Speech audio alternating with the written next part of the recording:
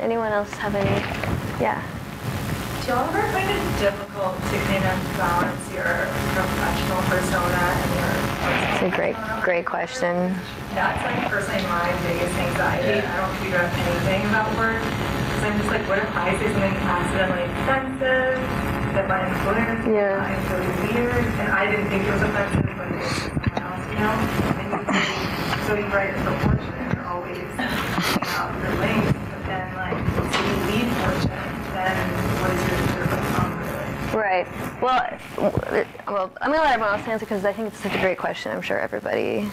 Well, I think that if your fear is so palpable, that suggests that you might say incredibly dangerous and terrible things. But I think that, bigger problem. But I think that actually, to your last question, I think that that's actually kind of a very neat way to think about it, because in a way, well, you know, part of it could be when you were talking about building these following, having been an SI, but then, you know, partly it's this idea of it being a living CV. So then it's kind of actually, it actually becomes a tremendous asset for you, kind of were you to go somewhere else. And so certainly there's some people who are following you for that reason. But then there's also a natural tendency, there's inertia that could work to your advantage. And as you kind of, as your career changes, as your sensibility evolves, that's part of why we actually like to follow some people. We like to actually see how their sensibility evolves over time in response to the same kind of news that you see.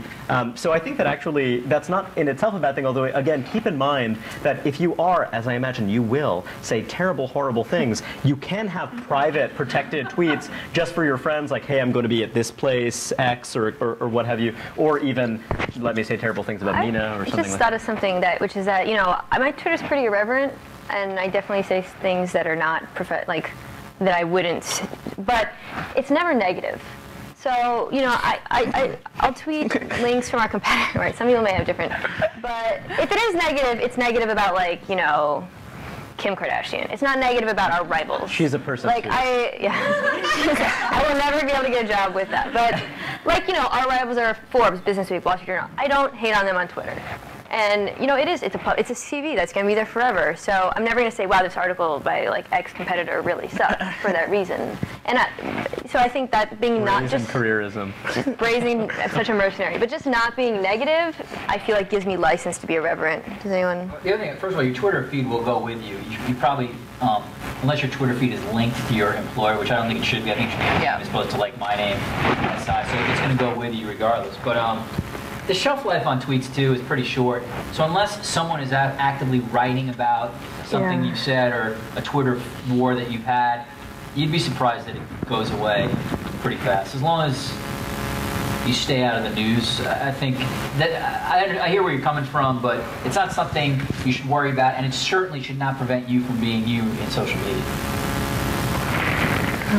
Yeah, I write for Gawker, so there's not really any. But you're not negative either, really. But you can't say bad stuff about Denton. Yeah, you can. I don't know.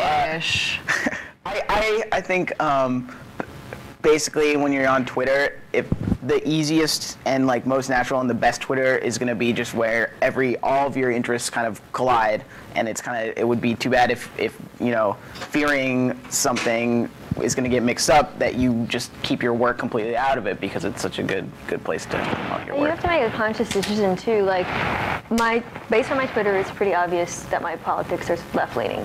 I write a lot about, you know, business and business people, and I encounter business people who don't share my politics. I just wrote a profile of a conservative person. So in the back of my head, I'd be like, oh no, this person can see my Twitter, and then they're not going to like me or whatever. And I've made the decision that building a professional persona that's true to who I am and will give me a personal audience is more important than potentially alienating future sources. I don't know. I think you're politically pretty subtle. I think that it's not any kind of super pronounced kind of thing. But yeah, I take your point. Yeah. It's interesting, like especially if you're tweeting about sports, you can pretty much get away with anything in sports, but the one thing a lot of followers don't want is any politics.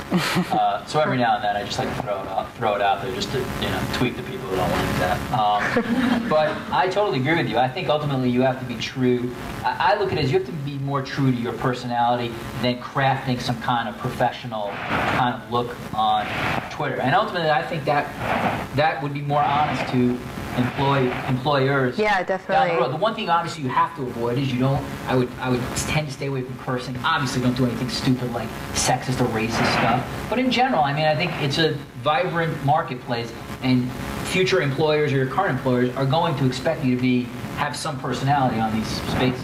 Right. Agreed. And I think that it sort of reads a little disingenuous if you're either really, really being heavy-handed in how you like craft your tweets, or if you're just really politically correct, or if you're just like so consistent across the board on everything, then it's just like you're boring and I won't follow you. You can tell if somebody spent a lot of time. Yeah, you I mean, can, just and be it's casual. It's really sado because It's really obvious. Nobody wants to follow you. This is very anxiety-producing. I can see how that, because the thing is that, like, actually, if your natural views are extremely hateful, as mine are, it's very stressful. You've got bigger Just be a good person is, that's the main. Be better. Be better.